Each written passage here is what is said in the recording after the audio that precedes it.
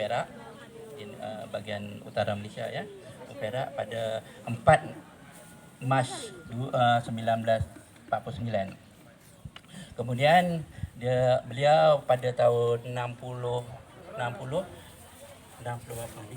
Dia telah lulus sarjana muda sastra ya, antropologi dan sosiologi di Universiti Malaya ya pada tahun 73. Dan kemudian dia berkhidmat sebagai pegawai takbir dan diplomatik ya. Dan kerana jiwanya yang berbeza dengan kerja-kerja rutin, kerja sebagai jabatan ya, dia memilih bersara awal pada umur 45 je. Sedangkan pada masa itu usia bersara pada 58 tahun. Tapi dia sudah tak berapa pencen awal pada 40 tahun. Maknanya ketika karyanya ya, kritisnya itu dia begitu melonjak ya. Sedangkan dia seorang yang ni ya, dan dia mempunyai diploma selain daripada diploma sarjana muda sastra, dia juga mempunyai diploma ijazah lanjutan pentadbiran pelabuhan dan kapal di Universiti Wales ya. Dan begitu juga dengan tahun 89 kita selalu panggil dia Pak Malim lebih mesra ya. Pak Malim Pak Malim tu dia mengikuti fellow penulisan kreatif di Virginia Center Kreatif ya, di Amerika Syarikat ya. Dan kemudian dalam pembelajaran itu sendiri dia merantau yang ke Surinam ya, dan dia menjadikan itu sebagai satu karya selepas dia mungkin cara itu dia nak memperlihatkan bahawa selepas dia belajar di penulisan di Iowa University itu, dia akan menghasilkan karya yang di luar daripada medium di tanah airnya ya. Kerana sebelum itu dia juga sudah menghasilkan sebuah novel Redang judulnya. Redang dia lebih kepada struktur sosio-budaya ya. Dia memperkenalkan masyarakat Melayu yang berkahwin dengan masyarakat orang asli. Orang asli di Malaysia, dia pihak pemerintah juga bagi tetapi di pihak masyarakat dia masih lagi melihat orang asli tahu ya, orang asal ya, yang orang asal tu kita kata orang asli ataupun orang asal tu masih lagi diingat sebagai kaum yang mundur gitu. Dan karya-karya di Malaysia juga sama ada novel ataupun cerpen ya, cerita pendek ya, selalu juga mengangkat masalah orang asli, tetapi dia dilihat sebagai tempelan ya. Maknanya ditempelan kepada orang-orang masyarakat seperti orang Melayu, masyarakat ini melihat keberadaan orang asli itu di mana ya. Tetapi karya Pak Malim Redang itu, orang Melayu berkahwin dengan orang asli. Dia masuk ke dalam. Dia menjadikan keluarga ya. Dia orang asli itu masuk Islam lah.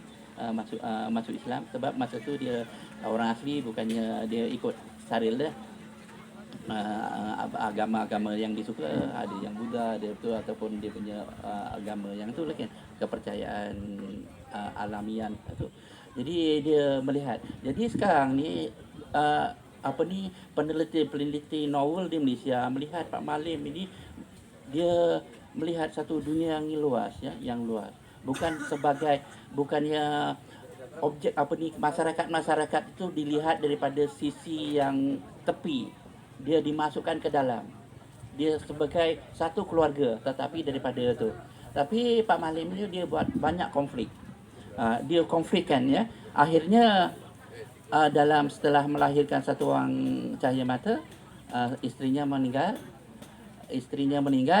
dan dia kahwin lagi dengan orang tempatan, orang Melayu, bangsa sama dia. Tetapi isteri dia telah melihat orang asli itu pandangan yang lepas ya, maknanya orang yang terpinggir, kenapa dia masuk, dia macam menguasai dan sebagainya. Inilah yang dilihat pada novel karya Pak Malim ni sebagai miknya ya. kedengar sama orang Apa lain. ni, dilihat sebagai satu pembaruan ya, satu perubahan dan cara Pak Malim membawa karya sastra dan masyarakat keliling di dalam dunia itu. Jadi novel pertama Pak Malim juga ini telah memperlihatkan ataupun memberi satu pandangan kepada pengkaji-pengkaji sastra di Malaysia bahawa Pak Malim mempunyai satu pandangan yang lain daripada karya-karya yang pernah dilahirkan di Malaysia waktu itulah, sepanjang tahun 60-an 70-an tu dia berbeza daripada apa yang dikaryakan. Dan apabila Pak Malim menghasilkan novel yang kedua yang itu Janji Pamer Ibu itu di berlatarkan Surinam, bukan saja kawasan Melayu tetapi di kawasan Nusantara, memang dia itu melihatkan bahawa value Pak Malim tu lebih jauh, bukan setakat Melayu di tanah airnya tetapi worldview Melayu di Nusantara sendiri.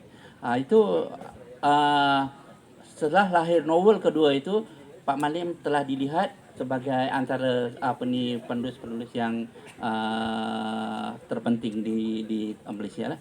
Dan kemudian dan seterusnya Pak Malim telah memerangi banyak novel-novel di peringkat nasional kebangsaan. Novel dua dia sampai sepanjang beliau meninggal, Pak Malim menghasilkan 5 buah novel, dan 3 daripada novel itu telah diangkat sebagai karya perdana sastra Malaysia. Jadi memandangkan itulah itu. Jadi itu juga lah sebenarnya mungkin dia dicalonkan sebagai sastrawan negara yang akan datang ya. Sebelum dia meninggal, dia telah dicalonkan menjadi sastrawan. Itu daripada segi karyanya memang begitu memberangsangkan ya, yang pamer. Tetapi pemberangsangkan yang lain juga yang diambil kira untuk diangkat sebagai satu tokoh, bukan setakat dia berkarya tetapi dia membuat pelbagai acara-acara sebesar seperti ini ya. Seperti dia membawa Perhimpunan Puisi Dunia ya. Dunia itu di Ipoh juga pada 2003. Maknanya di seluruh dunia, penyair-penyair di seluruh dunia datang pada tahun 2013, dan akhirnya dia membuat apa yang dikatakan puisi dan lagu rakyat, festival puisi yang diadakan setiap tahun di Perak. Dan itulah yang saya katakan bahawa sosok ini merupakan sosok yang penting, dan dia bercakap bukannya bagi negara saja tetapi banyak kepada negara ASEAN ya. ASEAN dan dunia lah, boleh katakan ASEAN dan dunia. Banyak yang terpengaruh melihat dia, dan dia didatangi juga bagaimana Pak Malim boleh menyusun karya program-program yang begitu besar untuk peringkat dunia ya. Jadi banyak misalnya beberapa persatuan di Jakarta ya, seperti yang PBSNS ya, Bonda Free Hati itu, dia juga melihat, dia berguru kepada Pak Malim bagaimana untuk program itu lebih besar seperti yang Pulara lakukan. Jadi hal inilah yang saya pilih dia, tokoh Pak Malim ini sebagai satu tokoh pembaruan ya di sastra di Malaysia ini.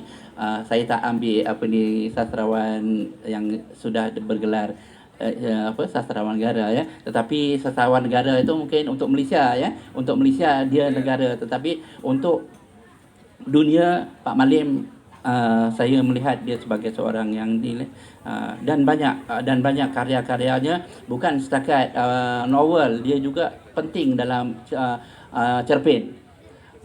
Dalam cerpen, keseluruhan cerpen ya, ada berapa banyak cerpen yang telah kumpulan cerpen yang telah dihasilkan ya. Saya rasa ada 5 juga kumpulan cerpen yang telah dihasilkan, dan di sinilah banyak karya beliau yang memperlihatkan bahawa terjadinya itu di negara ASEAN, bukan setakat ASEAN sebab dia menggambar di seluruh dunia, tetapi dalam topik dia sebagai penulis ASEAN ni, banyak di dalam itu dia puisi cerpen-cerpennya bersangkut dengan negara-negara ASEAN ya. Kebanyakan dia di Indonesia lah, sebab ini karya-karya dia juga dikupas oleh Pak Dharma ya. Pak Dharma ya, itu. Jadi melihat di Indonesia mungkin ada kerana ada hubungan itu kan. Tetapi karya-karya lain, karya sampai ke sebab dia seorang diplomatik karya dia ada di Myanmar masa Sun San Yiu dulu menghadapi masalah tahanan rumah oleh rejim di Myanmar itu sendiri, dan karya-karya itu dia menyentuh karya-karya di seluruh negara-negara ASEAN.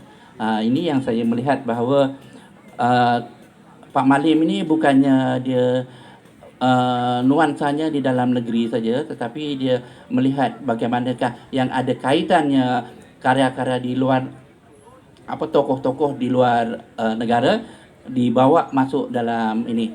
Dan misalnya satu cerpen dia Sudilah Mampir di Choket Road ya. Choket Road adalah satu kawasan basah di Kuala Lumpur ya, yang semua manusia ada di dalam sana ya. Malaysia, orang Indonesia, orang Vietnam, orang daripada negara-negara Afrika semua, dan dia berkumpul di Choket Road itu di Kuala Lumpur, di tengah-tengah bandaranya Kuala Lumpur tu. Itulah tempat seluruh orang datang ke situ ya, selain daripada universiti lah. Maknanya universiti antarabangsa di Kuala Lumpur itu banyak pelajar-pelajarnya yang daripada luar negeri menginap di situ, tetapi dia juga pelajar-pelajar itu beralih ke kawasan basah di Kuala Lumpur itu.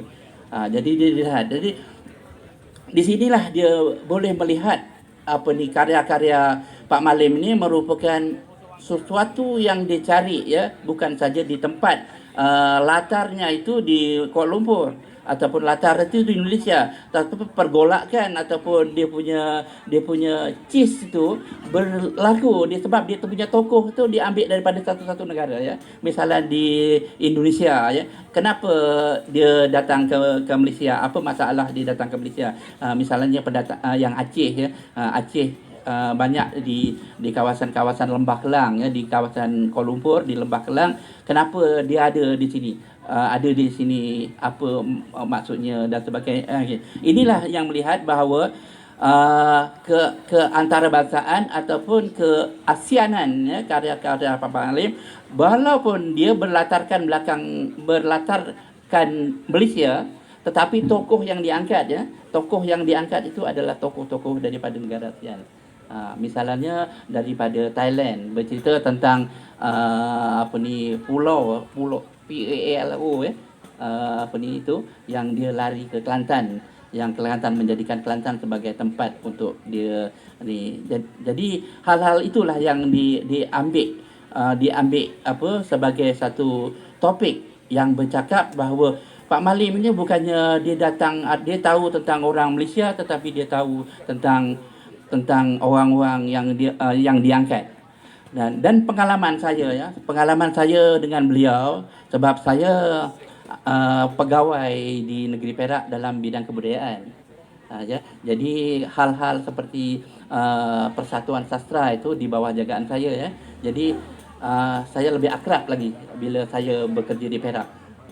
Dan dia membuat satu perkampungan yang dinamakan Kampung Karyawan Malim di Perak ya, di Perak, yang dia mencontohi bagaimana di Taman Ismail Marzuki ya, Taman Ismail Marzuki. Dia mengambil contoh rumah puisi Taufik Ismail, dia buat di dalam tu. Maknanya keseluruhan, kalau boleh, bukan setakat di negeri Perak, tetapi keseluruhan kegiatan-kegiatan sastra ya, sastra ke lukisan ke dan apa-apa yang berkaitan dengan budaya berfokus di situ.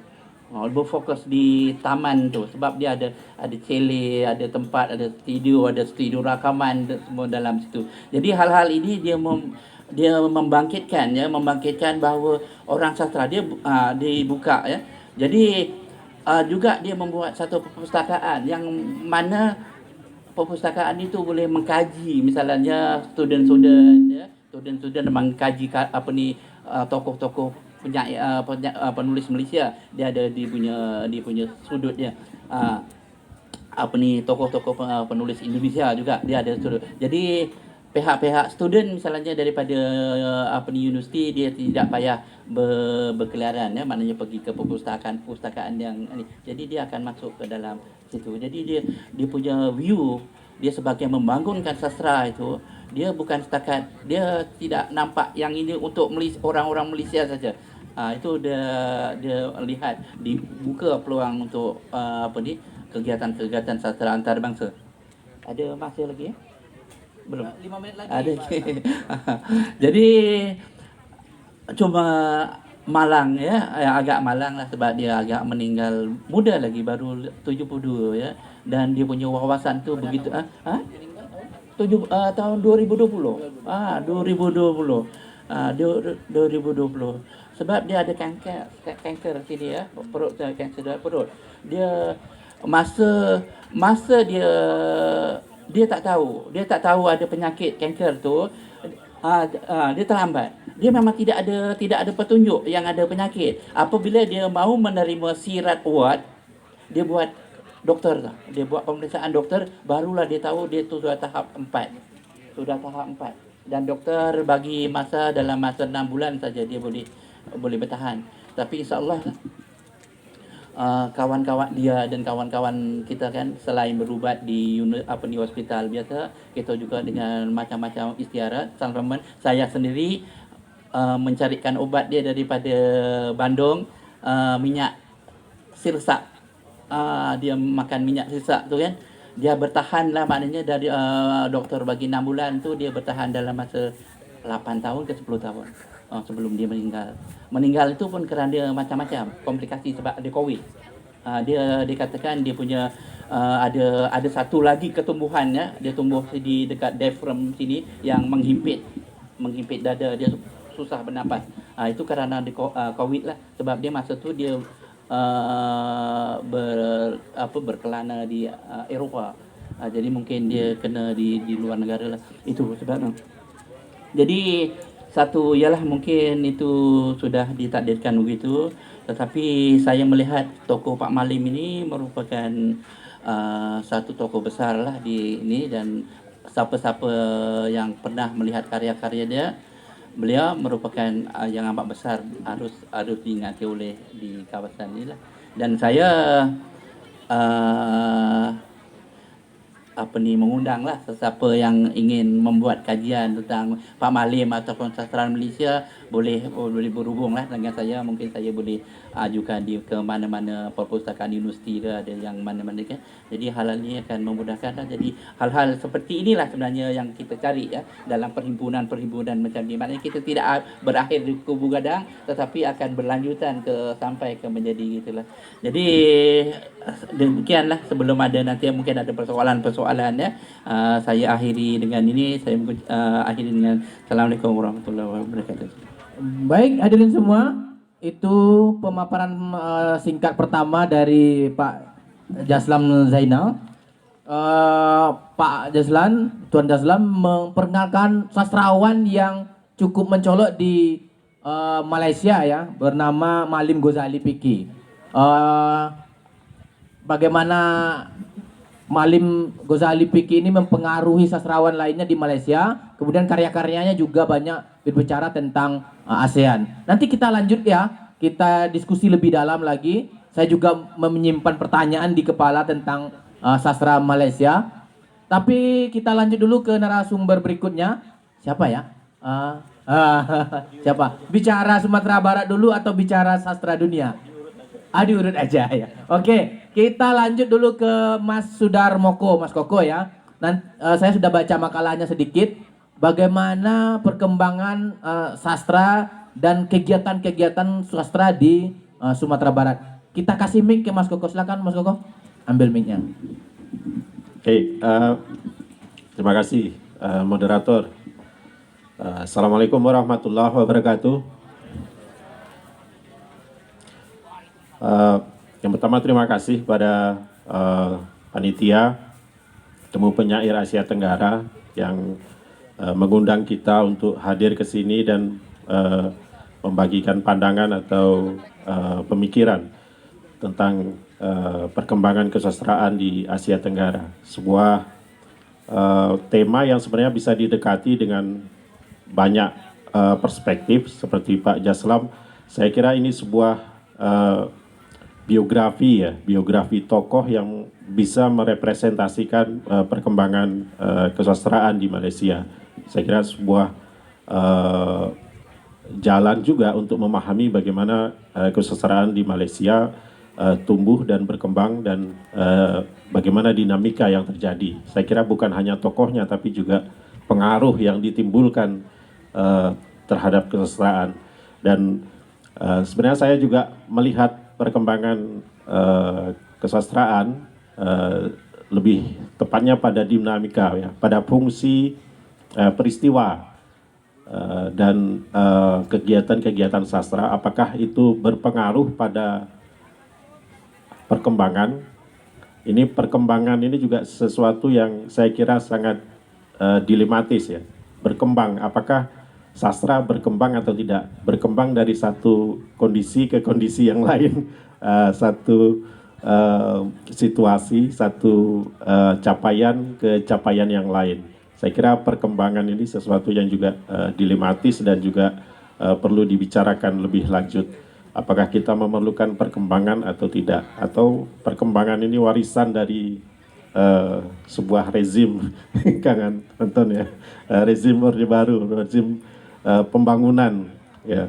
Saya kira sesuatu yang di dalam kesusastraan mungkin agak susah kita melihatnya. Karena capaian-capaian yang dibangun, yang dihasilkan mungkin bukan sebuah perkembangan, tapi sebuah capaian yang sangat berkaitan dengan banyak hal. Baik, saya ingin berbicara tentang perkembangan. Ini perkembangan lagi, ya. Subhan, ini perkembangan, ya. Oke. Perkembangan sastra di Sumatera Barat. Saya ingin melihatnya dari berbagai peristiwa dan dinamika sastra. Saya melihat beberapa hal. Saya membaginya beberapa bagian yang saya kira penting untuk kita perhatikan. Yang pertama, saya ingin membicarakan tentang festival atau pertemuan, ya, sesuatu yang saya kira berpengaruh seperti yang kita lakukan pada hari ini. Kita nikmati pada hari ini sebuah pertemuan, sebuah festival. Apakah ini memiliki pengaruh atau tidak? Tapi saya ingin melihatnya dari dua contoh. Yang pertama, pertemuan sastrawan Nusantara tahun 1997 di Kayu Tanam. Mungkin sebagian dari kita hadir di Kayu Tanam pada masa itu atau tidak. Ini sebuah peristiwa yang saya kira salah satu yang cukup besar dan paling besar yang pernah terjadi di kesusastraan Sumatera Barat. Banyak materi, banyak agenda yang disiapkan, dan salah satunya adalah yang menarik bagi saya adalah apa yang dilakukan oleh Pak Nafis untuk membawa para sastrawan untuk berkunjung, ya, berwisata, mengunjungi, melewati para penulis, para intelektual yang ada di Sumatera Barat, yang pernah lahir di Sumatera Barat. Dan sebuah buku yang dihasilkan, buku kecil sebenarnya, buku panduan wisata, ya, Geo Seni dan Budaya Minangkabau, yang menghimpun berbagai nama, berbagai tokoh sastrawan, intelektual yang ada di Sumatera Barat. Saya kira ini sebuah upaya untuk memperkenalkan, ya, sekaligus juga untuk menjawab keingintahuan para peserta pada masa itu. Seperti juga pada hari ini, saya kira situasinya akan sama. Saya sering, bukan sering, tapi beberapa kali bertemu dengan orang-orang yang ingin datang dan baru datang ke Sumatera Barat atau ke Minangkabau, dan salah satunya mereka terinspirasi dengan bacaan-bacaan yang mereka hadirkan, yang mereka baca sebelumnya di sekolah atau di tempat yang lain. Mereka ingin tahu tentang tempat Hamka atau Maninjau yang menjadi setting dari cerita atau uh, Singgalang, Subhan, ingin melihat Gunung Singgalang dan sebagainya. Jadi salah satu hubungannya adalah bahwa orang-orang terinspirasi dengan karya sastra dan juga kemudian hadir, dan salah satu yang memwadahi itu adalah pertemuan-pertemuan atau festival sastra yang ada di Sumatera Barat. Selain itu juga banyak sekali tentu saja yang dihasilkan dari pertemuan sastrawan Nusantara 97, baik dalam keterlibatan, sesuatu yang perlu saya catat di sini juga sama yang masih terjadi adalah bahwa pada pertemuan-pertemuan seperti ini kawan-kawan yang di sekolah, kawan-kawan yang di perguruan tinggi itu diundang untuk hadir, diberikan kuota dan porsi untuk berkenalan, untuk mendengarkan, untuk menikmati acara seperti ini yang kemudian di kemudian hari salah satu atau beberapa dari mereka tertarik dan ingin menggeluti dunia sastra. Saya tidak bisa mencatat berapa jumlahnya, tapi tentu ada efek atau dampak yang ditimbulkan dari peristiwa seperti ini. Kalau bicara tentang PSN yang sendiri tentu akan sangat panjang dan banyak sekali dinamika yang saya berikan di makalah dan semoga nanti bisa dibaca. Kemudian yang kedua adalah Numera, pertemuan sastra Asia Tenggara, Nusantara Melayu Raya. Ini sebuah kolaborasi juga terutama dari Malaysia dan Indonesia atau khususnya di Sumatera Barat. Sudah beberapa kali dilakukan Numera, TS Numera, Temu Sastra Numera, kerjasama dengan beberapa negara juga atau para penulis, dan saya kira salah satu yang ingin saya garis bawahi adalah bahwa ada irisan antara perspektif tentang sastra, kemudian tentang Islam, dan karena di Numera, TS Numera ini kemudian ada gagasan untuk membentuk MSI, Masyarakat Sastrawan Islam atau Masyarakat Sastra Islam di pertemuan yang kedua. Sesuatu yang sebenarnya berkorelasi, berhubungan dengan apa yang terjadi atau yang menjadi karakteristik dari Sumatera Barat atau Minangkabau. Ini salah satu yang sebenarnya bagi saya menarik karena juga menjawab tentang keuntungan atau kelebihan mengenai isu-isu budaya yang ada di Sumatera Barat. Oke, kemudian yang kedua selain festival, ya saya ingin membicarakan tentang diskusi, ya, tentang perbincangan sastra. Jadi saya melihat sejauh kesastraan Indonesia modern ini, usia kita sastrawan Indonesia modern ini belum begitu tua kalau diukur dari batas yang diberikan secara umum, ya. Tapi perbincangan sastra secara sistematis itu dimulai pada tahun 70-an ketika kelompok diskusi kerikil tajam, ya.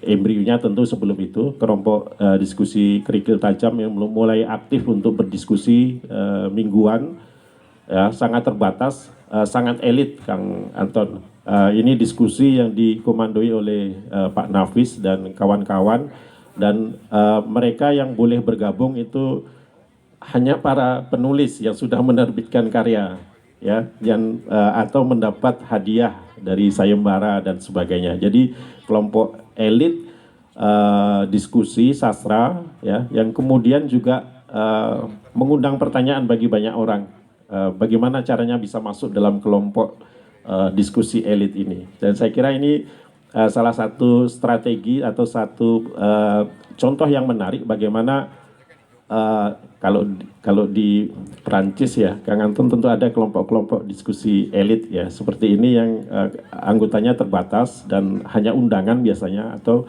juga menimbulkan keinginan orang untuk bisa bergabung. Bagaimana bisa bergabung? Apa kriteria untuk bisa masuk ke kelompok diskusi seperti ini? Nah, ini bukan berarti bahwa ini menafikan atau tidak mempertimbangkan para penulis yang lain, tapi saya kira ini memacu, ya, dan memicu keinginan orang untuk ikut serta dan juga memotivasi diri untuk bisa mempublikasikan karya. Ya, kalau sekarang sudah sangat, tapi tahun-tahun 70-an itu para penulis masih sangat sedikit.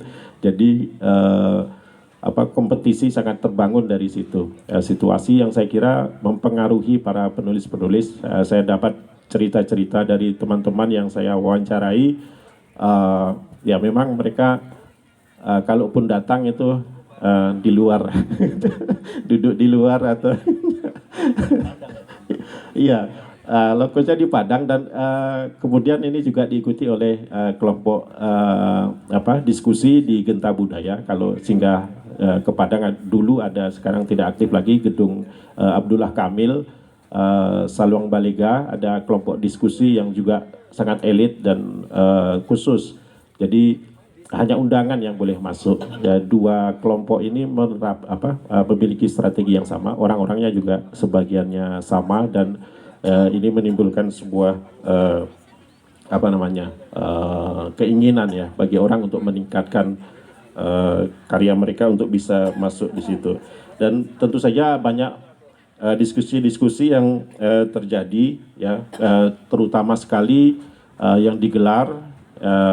Bahkan dulu kalau ingin saya memberikan satu contoh, Pak Mursal Esten pernah mengadakan sebuah seminar, dan buku yang dihasilkan dari seminar itu adalah mencari kritik sastra yang relevan, dan banyak sekali para sastrawan, para kritikus yang hadir dan memberikan pemikiran-pemikiran sebuah isu yang pada waktu itu, pada tahun 80-an hangat dibicarakan, dan Sumatera Barat menjadi salah satu tuan rumah untuk memfasilitasi isu yang berkembang itu. Dan saya kira ini juga menjadi catatan bagi para kritikus atau peneliti sastra pada masa itu. Kemudian saya lanjutkan, mungkin waktunya tidak banyak. Saya ingin mencatat apa yang dilakukan oleh kelompok seni sastra Yayasan Taraju yang menghasilkan beberapa kumpulan karya sastra, baik puisi maupun cerpen, hasil dari sayembara ya, dan melibatkan banyak orang, dikomandoi oleh Bang Ferry, Asra Ferry Sabri, pada masa itu menjadi redaktur di Singgalang, redaktur sastra. Bang Edi Pranata juga menjadi saksi pada masa itu. Jadi Bang Ferry ini redaktur yang menyimpan seluruh alamat para pengirim karya. Sebuah kerja yang serius. Jadi para penulis-penulis baik pemula maupun yang sudah mapan mengirimkan karya itu alamat mereka dicatat. Dan kemudian melihat perkembangan yang terjadi, ada situasi yang harus dikomunikasikan antara Singgalang, redaktur, kebijakan redaktur dengan penulis. Karena itu dibuat Yayasan Taraju kemudian menghelat beberapa kegiatan, mulai lomba puisi atau diskusi dengan redaktur dan sebagainya. Dan ini pernah mencapai, saya catat mencapai 800 peserta ya. Bahkan sebuah lomba itu dimulai dari tingkat kabupaten. Ini seperti PON ya. Lombanya dari kabupaten ke kabupaten, ada koordinatornya, kemudian para pemenangnya diundang lagi untuk tingkat provinsi. Saya kira Bang Ferry, Asra Ferry Sabri pada masa itu sangat intens, sangat kuat untuk mencari strategi bagaimana para penulis ya, khususnya disediakan juga edisi-edisi khusus di koran Singgalang untuk menampung karya-karya yang sangat melimpah ya, dari siswa, dari mahasiswa, dari para penulis dan sebagainya. Dan bahkan pernah minta bantuan meletakkan kupon ke bil atau tagihan PDAM ya, untuk menghimpun dana itu. Jadi kalau PMI biasanya rutin menghimpun dana dari PDAM, dari pelanggan. Kemudian juga diambil kuotanya oleh Bang Ferry untuk menghimpun dana dari pelanggan PDAM untuk karya-karya kegiatan-kegiatan sastra. Dan banyak buku yang dihasilkan. Saya kira juga saya membaca, mengoleksinya, dan sangat-sangat bergengsi sebenarnya, sangat kuat karya-karya para pemenang yang dihasilkan dan kemudian dibukukan oleh Yayasan Taraju. Itu salah satu contoh kegiatan sastra dan juga beberapa sayembara tentu saja pernah dilakukan. Saya ingin mencatat sayembara yang dilakukan juga oleh Yayasan Teraju yang pertama, kemudian oleh Bank KW Citra Budaya Indonesia, kemudian DKSB Dewan Kesenian Sumatera Barat juga mengadakan beberapa lomba, beberapa sayembara dan menghasilkan beberapa karya sastra yang dihasilkan dalam bentuk antologi. Jadi saya ingin menutupnya, Pak Moderator ya, karena mungkin tidak lama, bahwa peristiwa sastra memiliki korelasi terhadap produksi. Jadi banyak karya sastra yang dihasilkan dari peristiwa, entah itu pertemuan seperti ini, atau dari sayembara, atau dari kelompok-kelompok diskusi, baik karya sastra fiksi maupun non-fiksi.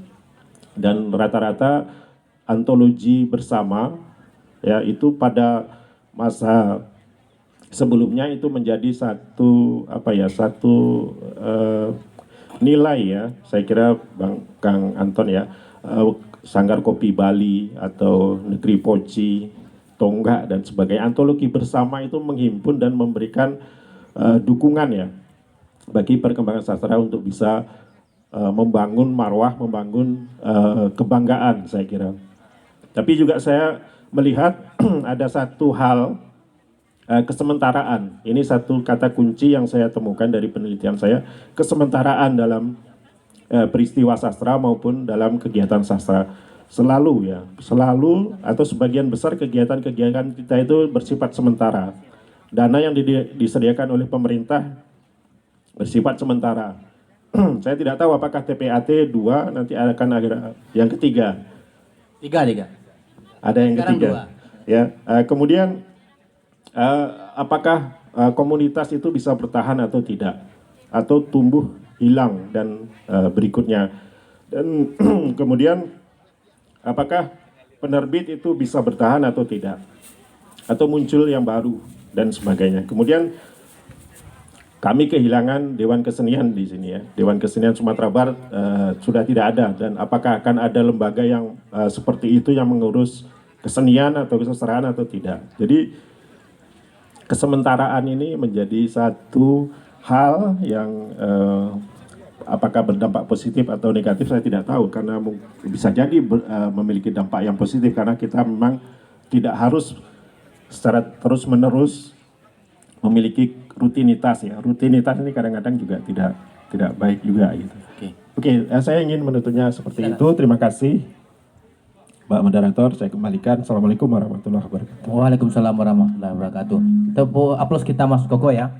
Mas Koko ingin mencamkan kepada kita ya, kalau generasi yang tua seperti Bang Edi itu kan ya, waktu saya Bang Edi itu angkatan kuliah lah gitu kan, saya sebesarnya adik-adik ini, dan akhirnya saya juga mengikuti event-event ini secara lanjut terus menerus dan berkecimpung di dunia sastra. Nah mungkin itu pesan yang dicamkan betul oleh Mas Koko. Baik, sebelum nanti kita diskusi ya, kita lanjut dulu ke Mas Anton, tentang bagaimana sih pergaulan sastra ini di tingkat ASEAN dan juga di dunia internasional.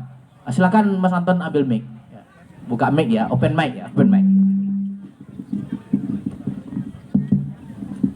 Baik, terima kasih Bang Ilham. Selamat pagi. Assalamualaikum warahmatullahi wabarakatuh. Terima kasih sudah hadir di sini. Juga saya sampaikan terima kasih kepada panitia ya yang telah mengundang saya, mengundang kita semua ke tempat yang indah ini.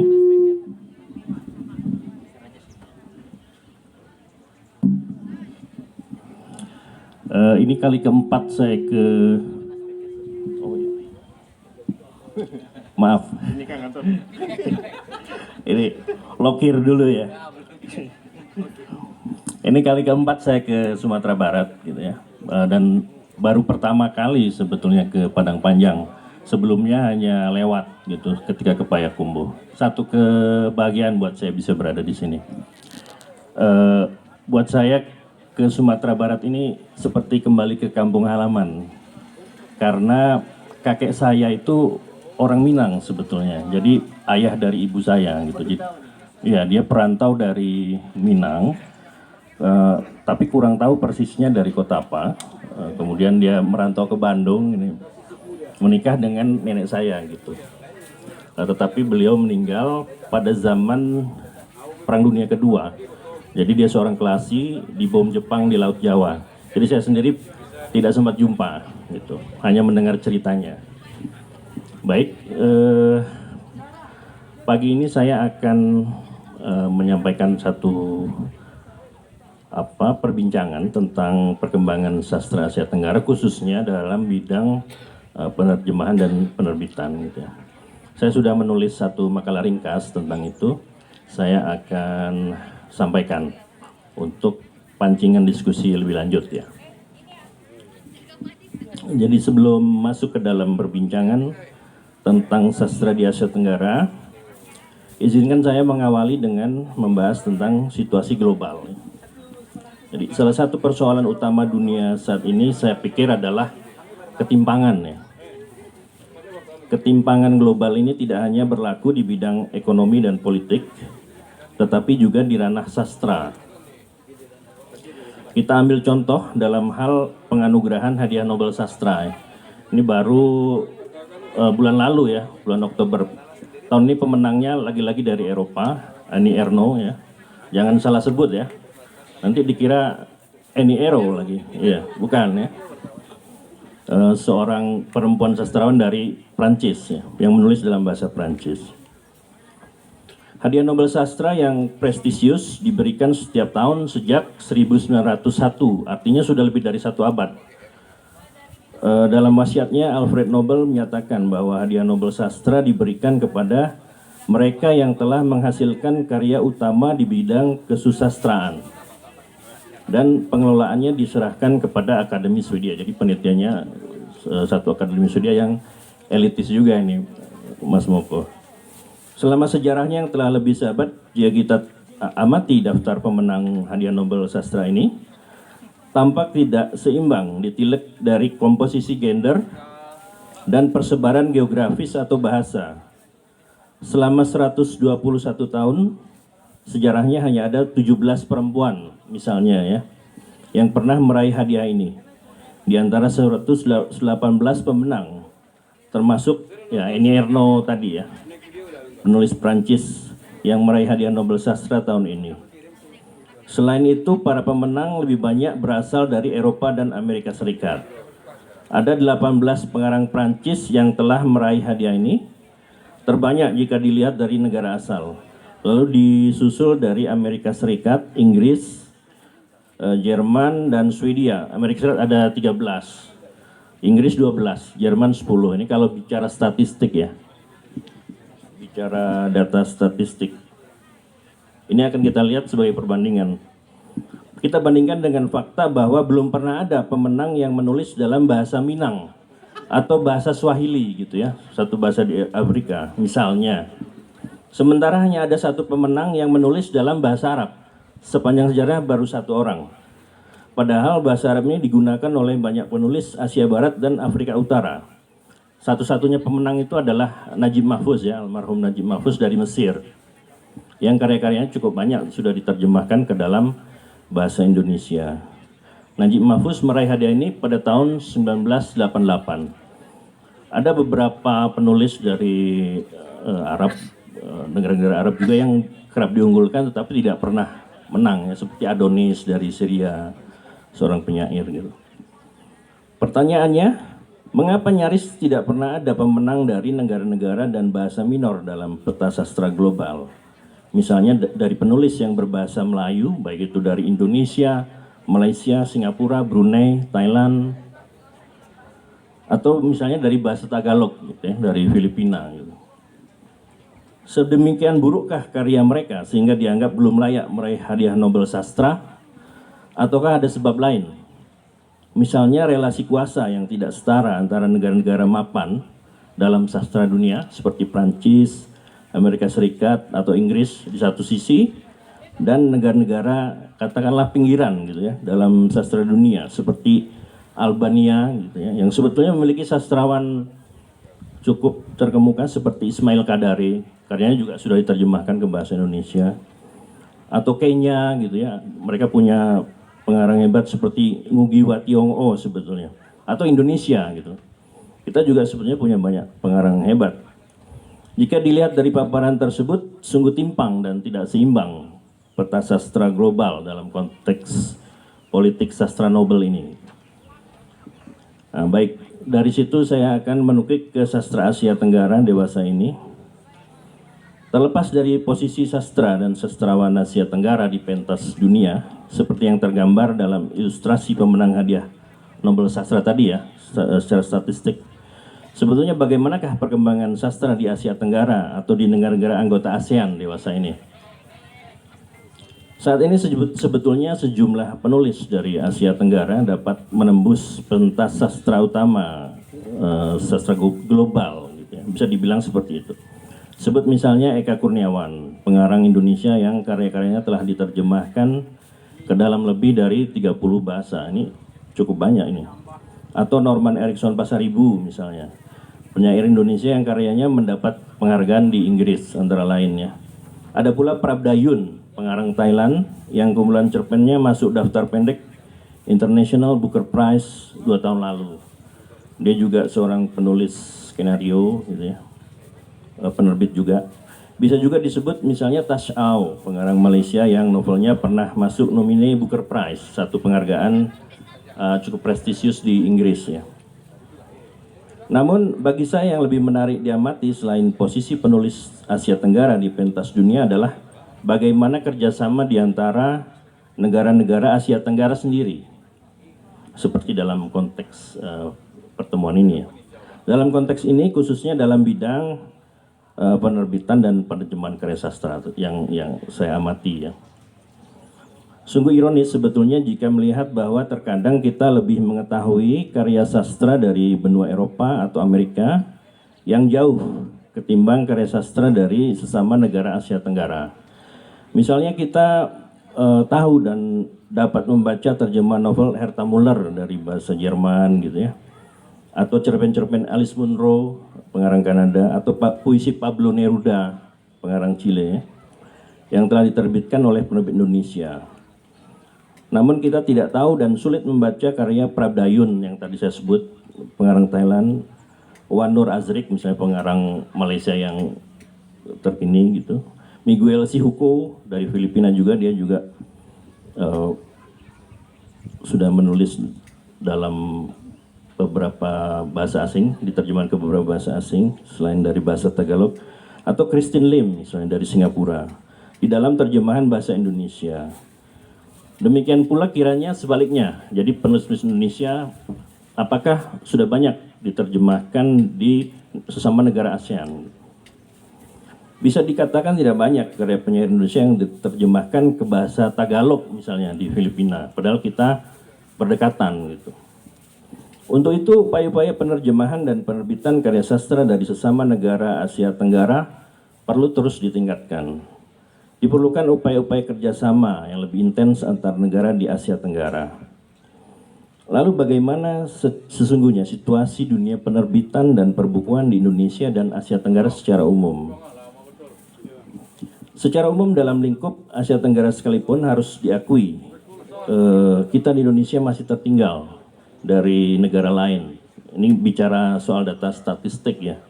Dari sisi produktivitas menerbitkan buku, menurut data 2019 sebelum pandemi ini ya, sebelum pandemi global melumpuhkan industri penerbitan, angka 44.000 judul setahun jelas sangat kecil. Misalnya bila dibandingkan dengan jumlah penduduk Indonesia yang sekitar 270 juta jiwa, gitu ya, tidak seimbang.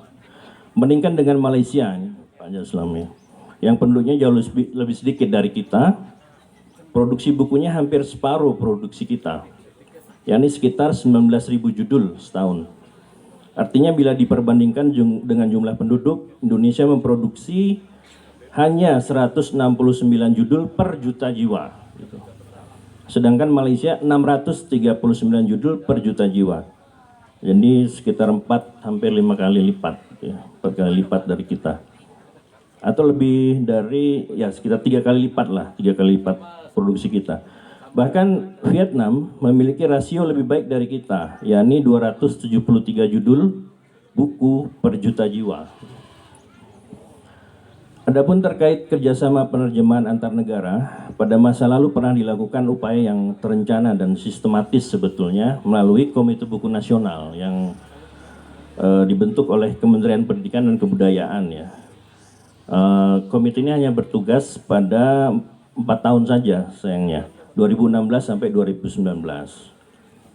Melalui program LITRI, yakni pendadaan terjemahan ke berbagai bahasa bagi buku-buku karya penulis Indonesia yang akan diterbitkan oleh penerbit di luar negeri, Komite Buku Nasional sebetulnya mendorong penerjemahan buku-buku karya penulis Indonesia, ya. Lewat program tersebut berhasil didanai penerjemahan ratusan judul buku untuk diterbitkan dalam bahasa asing, termasuk di sesama negara Asia Tenggara, antara lain Malaysia, Singapura, Vietnam, dan Thailand, juga di Filipina. Ini lagi ya, baik. Nah, namun sayangnya program-program itu tidak dilanjutkan. Nah, pertanyaan selanjutnya apa yang perlu dilakukan? Gitu ya. Melihat situasi saat ini, apa yang bisa dan perlu kita lakukan dalam upaya mengembangkan perbitan dan penerjemahan karya sastra di Asia Tenggara? Itu pertanyaan pentingnya. Nah, menurut saya ada beberapa hal yang bisa kita lakukan. Diperlukan misalnya upaya untuk